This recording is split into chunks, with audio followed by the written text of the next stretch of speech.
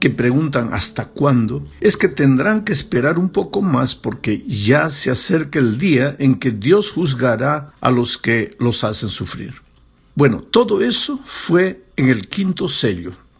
Después, al abrirse el 6º sello, vemos el cumplimiento de esa promesa, porque Jesús regresa trayendo juicio sobre los que persiguieron a su pueblo.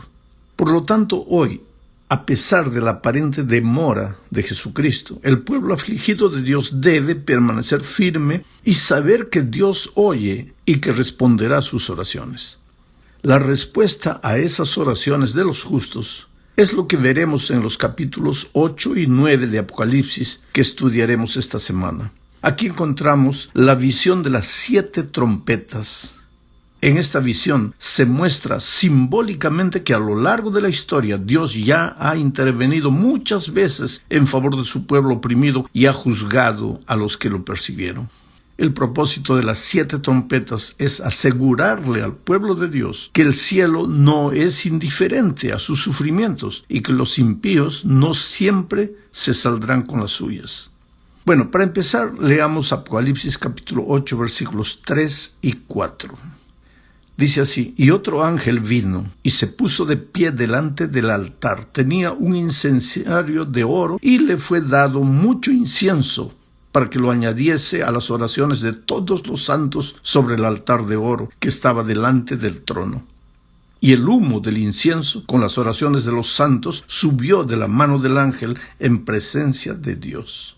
Te digo una cosa, mi querido amigo, para entender lo que dice este texto de Apocalipsis, es necesario saber primero que la Biblia es un todo. No se puede estudiar solo el Nuevo Testamento o solo el Antiguo Testamento. No es posible entender el Nuevo Testamento sin entender primero el Antiguo Testamento. Ambos se complementan. En el Nuevo Testamento prácticamente se explica y se cumple todo el Antiguo Testamento. ¿Por qué digo todo esto? Porque para entender lo que dice este texto de Apocalipsis que acabo de leer, es necesario conocer lo que sucedía en el ceremonial del santuario de Israel en el Antiguo Testamento. Te explico mejor. Mira, en el sacrificio vespertino de Israel, porque Israel hacía el sacrificio matutino en la mañana y después el de la tarde. En ese sacrificio de la tarde, un cordero era colocado sobre el altar y su sangre era derramada en la base del altar. Después de ese sacrificio, el sacerdote llevaba el incensario de oro dentro del templo y ofrecía incienso en el altar de oro que se encontraba en el lugar santo. Ahora, no hay que confundir. Habían 2 altares: el altar del sacrificio en el atrio y el altar de oro en el lugar santo. El incienso era ofrecido por el sacerdote en el altar de oro. Después, cuando él salía, después de haber ofrecido el incienso, lanzaba el incensario sobre la acera, produciendo un ruido fuerte. En ese momento, 7 sacerdotes tocaban las trompetas, y con ese toque de trompetas se indicaba el final de los servicios diarios del templo. Ahora date cuenta que en los versículos de Apocalipsis que leí, se utiliza el lenguaje del servicio vespertino del santuario de Israel. Juan ve una escena semejante al sacrificio vespertino de Israel y la escena del incienso, pero Juan ve esta escena en el santuario celestial. Apocalipsis dice que el incienso representa las oraciones del pueblo de Dios, y después vemos que Dios responde sus oraciones a través de las trompetas. El versículo 5 de Apocalipsis 8 nos da a entender que las 7 trompetas son los juicios de Dios sobre la humanidad rebelde en respuesta a las oraciones de su pueblo oprimido. Mira lo que dice el texto. Y el ángel tomó el incensario, lo llenó con fuego del altar y lo arrojó sobre la tierra, y se produjeron truenos y estruendos y relámpagos y un terremoto. Vamos ahora a la segunda parte y hablemos del significado de las trompetas. Las trompetas ocupaban un papel importante en la vida diaria del antiguo Israel. El pueblo relacionaba el sonido de la trompeta con el culto del templo. Sería como hoy las campanas. Cuando tocan las campanas es hora de ir a la iglesia, especialmente en los pueblos católicos. También se tocaban las trompetas en Israel en las batallas, en la época de la cosecha y por ocasiones de las fiestas ceremoniales. Para los israelitas el sonido de las trompetas y la oración estaban asociadas. Y también les recordaba, el sonido de las trompetas les recordaba la proximidad del día del Señor. Observa, por ejemplo, lo que dice Joel 2, 1 y 2. Toquen la trompeta en Sión y griten en mi santo monte. Tiemblen todos los habitantes de la tierra, porque viene el día del Señor. Día de tinieblas y de oscuridad, día de nublado y de densa neblina, como negrura que se despliega sobre las montañas, es un ejército grande y fuerte. Este llamado día del Señor, entre comillas, era el día cuando a los enemigos de Dios se les acababa la oportunidad de responder al llamado divino de reconciliación. Era un día de juicio. Eso era en Israel. Pero ahora comparemos esto con las trompetas del Apocalipsis. Los acontecimientos que tienen lugar al toque de las trompetas de Apocalipsis muestran la intervención de Dios a lo largo de la historia en respuesta a las oraciones de su pueblo. No son juicios que solo se realizarán en el futuro. Puede ser que inclusive se repitan, pero en el contexto de Apocalipsis, esos juicios han venido cayendo a lo largo de la historia cristiana de manera simbólica. Por eso Apocalipsis 8:13 dice: miré y oí volar un águila por en medio del cielo, diciendo a gran voz: ay, ay, ay de los que habitan en la tierra, por razón de los demás toques de trompeta que los 3 ángeles aún han de tocar. Bueno, hay algo más con relación a todo esto. Las trompetas no son solo juicios divinos, sino también advertencias para que los habitantes de la tierra se arrepientan mientras haya tiempo. Ese llamado al arrepentimiento durará mientras haya intercesión en el cielo y mientras aquí en la tierra se predique el Evangelio de Dios. Las 7 trompetas se aplican pues a los mismos periodos que abarcan las 7 iglesias y los 7 sellos. No es posible, como ya dije en un comentario anterior, desarrollar detalle por detalle lo que significa cada trompeta. Esto nos llevaría muchísimo tiempo. Esta es apenas una visión general. Las 2 primeras trompetas anuncian juicio sobre las naciones que crucificaron a Cristo y persiguieron a la iglesia primitiva, o sea, sobre Jerusalén rebelde y el Imperio Romano. La tercera y la cuarta trompeta retratan el juicio divino contra la apostasía de la iglesia cristiana en el periodo medieval del oscurantismo. La quinta y la sexta trompeta describen la situación del mundo religioso a fines de la Edad Media y también el periodo posterior a la Reforma, comenzando con la época de Francia y su dominio ateísta sobre el pensamiento mundial. Veamos ahora un intervalo entre la sexta y séptima trompeta. Esta es la tercera parte de nuestro comentario. Como ya vimos, la sexta trompeta nos lleva hacia el tiempo del fin. Pero antes de que suene la séptima trompeta, encontramos un interludio dedicado a explicar la misión y la experiencia del pueblo de Dios en el tiempo del fin. Apocalipsis 8 y 9 presentan las primeras 6 trompetas. Ahora viene el interludio que mencionamos. Está en los capítulos 10 y la primera parte del 11. Solo en la segunda parte del capítulo 11 encontraremos la séptima trompeta. Veamos entonces ese interludio. Apocalipsis 10, 1 al 4 dice: vi a otro ángel poderoso que descendía del cielo envuelto en una nube, y el arco iris estaba sobre su cabeza. Su rostro era como el sol y sus pies como columnas de fuego, y tenía en su mano un librito abierto. Presta atención a este librito. Este ángel, querido, este ángel poderoso es nada menos que Cristo. Por lo menos eso es lo que dice la sierva del Señor en el Comentario Bíblico Adventista, volumen 3, página 982. Este ángel de la visión de Juan pone sus pies sobre el mar y la tierra, y esto implica que su gobierno es universal y que lo que está a punto de proclamar tiene importancia mundial, porque mira, el versículo 2 dice: puso su pie derecho sobre el mar y su pie izquierdo sobre la tierra. Después, en el versículo 3 se dice: y gritó a gran voz, como cuando ruge el león. Y cuando gritó, los 7 truenos emitieron sus voces. ¿Sabes? En la visión de Juan, el ángel grita con el rugido de un león.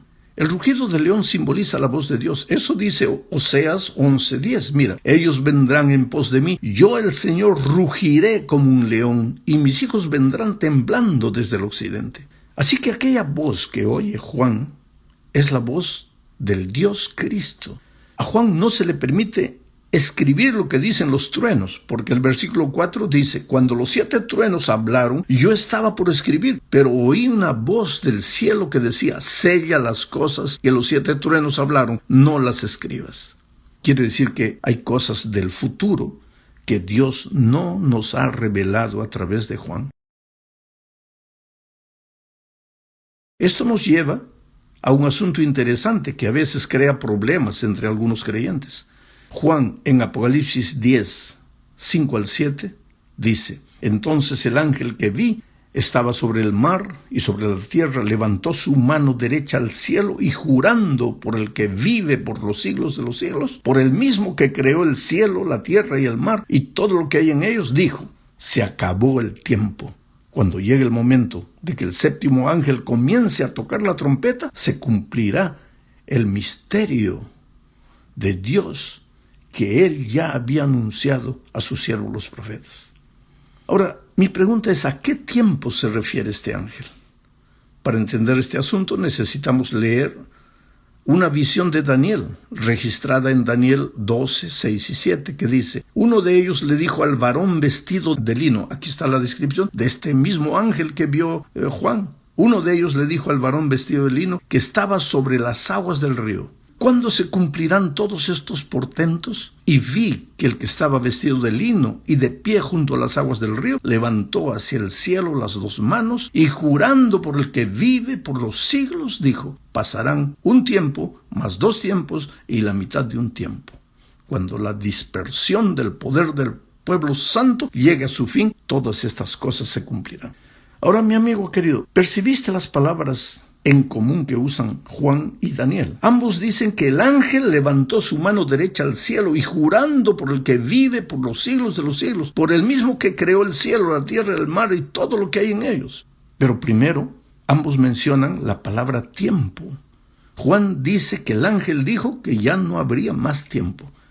Y Daniel dice que la persecución de los santos duraría tiempos y la mitad de un tiempo, o sea, 1260 años. Es interesante que la declaración del ángel de Apocalipsis de que el tiempo no sería más se refiere a las profecías de tiempo de Daniel.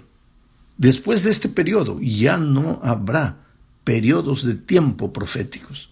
La sierva de Dios declara a este respecto en el Comentario Bíblico Adventista, tomo 7, página 982, lo siguiente: este tiempo, el que el ángel declara con un solemne juramento, no es el fin de la historia, sino del tiempo profético que precederá al advenimiento de nuestro Señor. Es decir, la gente no tendrá otro mensaje acerca de un tiempo definido. Después de este lapso, que ahora abarca de 1842 hasta el 44, no puede haber ningún cómputo definido de tiempo profético. El cálculo más prolongado llega hasta el otoño de 1844. Esta es una declaración inspirada y yo creo. Por eso es que a veces me preocupa ver hermanos preocupados. No, porque hay otra profecía de tiempo, de los 36 meses, o esto y aquello, y que de los tantos días que nos va a llevar a ver cuándo va a comenzar la persecución, y es esto y aquello. Cosas humanas, deducciones humanas, porque el texto bíblico dice: ya no hay más tiempo. Y la sierva del Señor aclara que se trata de profecías de tiempo. Después de la profecía de Daniel, ya no hay más profecía de tiempo. Vamos a la cuarta parte. Leamos Apocalipsis 10, 8 al 11. Dice: la voz que oí del cielo volvió a hablarme y me dijo: ve y toma el librito abierto que tiene en la mano el ángel que está de pie sobre el mar y la tierra. Yo me dirigí al ángel y le pedí que me diera el librito, y él me dijo: aquí lo tienes, cómetelo, te amargará el estómago, pero en tus labios será dulce como la miel. Yo tomé el librito de la mano del ángel y me lo comí. En mis labios era dulce como la miel, pero una vez que lo comí me amargó el estómago.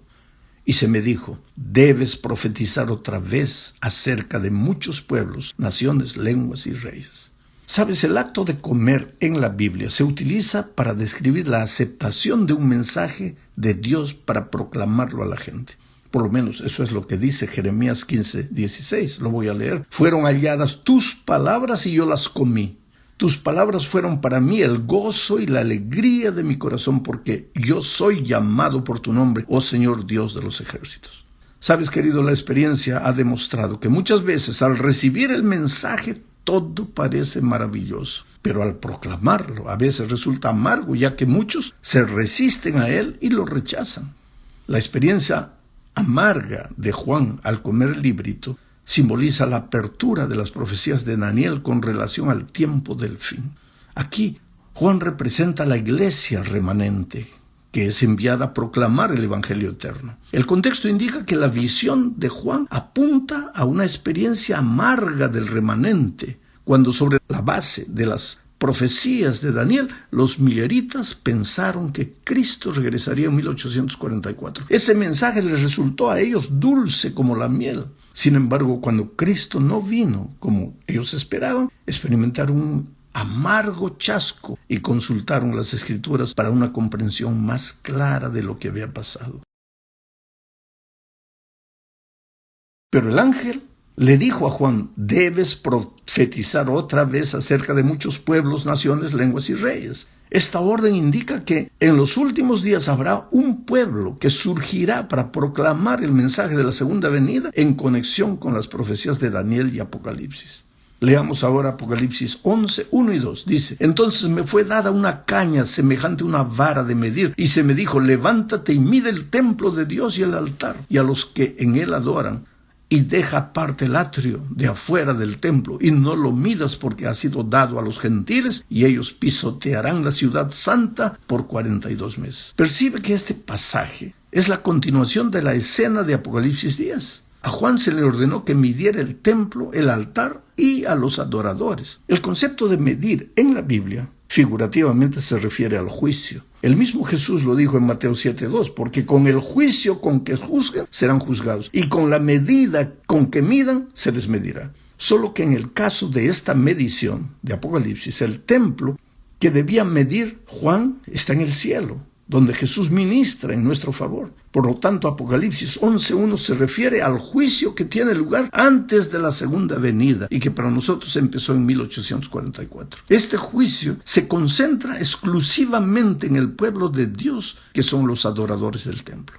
Apocalipsis 11:1 muestra que el mensaje del santuario es el mensaje especial que el remanente debe predicar. Por eso, toda doctrina debemos predicarla en torno al Señor Jesucristo y de su intercesión en el cielo por nosotros. Llegamos al fin de este comentario, querido, que ha durado bastante más que otros comentarios, pero es que no puedo resumir más que todo esto.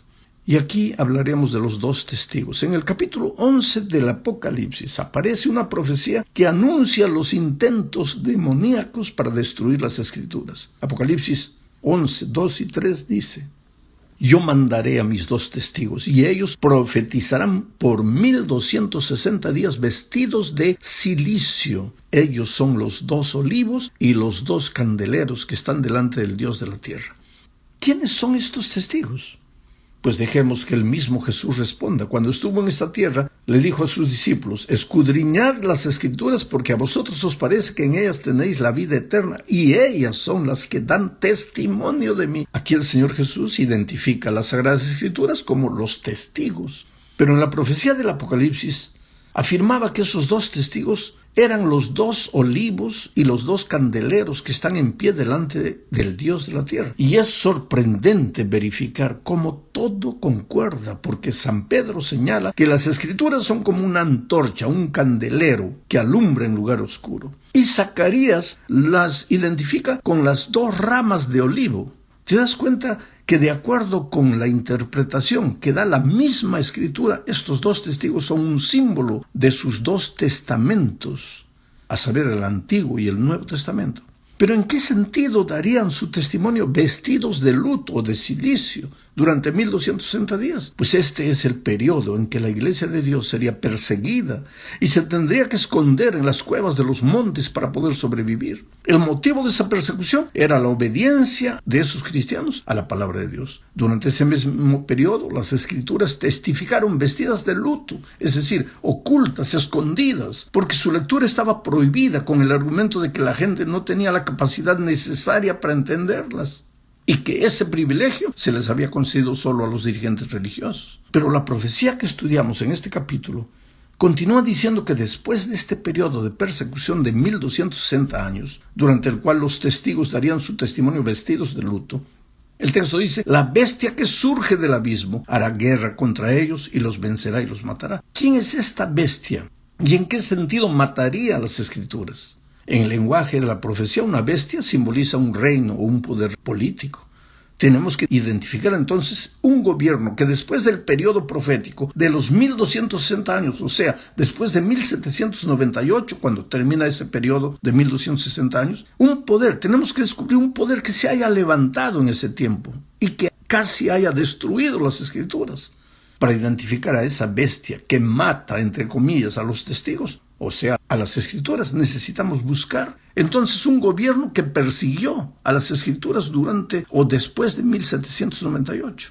Toma nota que esta bestia sube del abismo, es decir, no tiene ningún fundamento religioso, y no es necesario revisar mucho la historia para descubrir en la Francia atea de fines del siglo XVIII a esta bestia destructora de las Escrituras. En ese país, un grupo extremista propuso abolir el culto a Dios y sustituirlo por el culto a la razón. En efecto, se llegó a celebrar un culto a la razón en la Catedral de Notre Dame en París, en el cual una hermosa actriz desempeñó el papel de la diosa razón.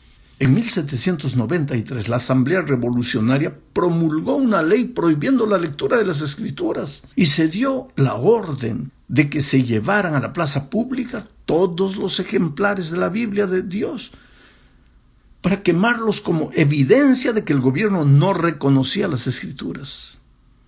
El Diario Oficial de noviembre de 1793 de Francia publicó lo siguiente: la Sociedad Popular de la sección del museo da a conocer que los ciudadanos de esta sección han dado buena cuenta de todos los libros de la superstición y la mentira.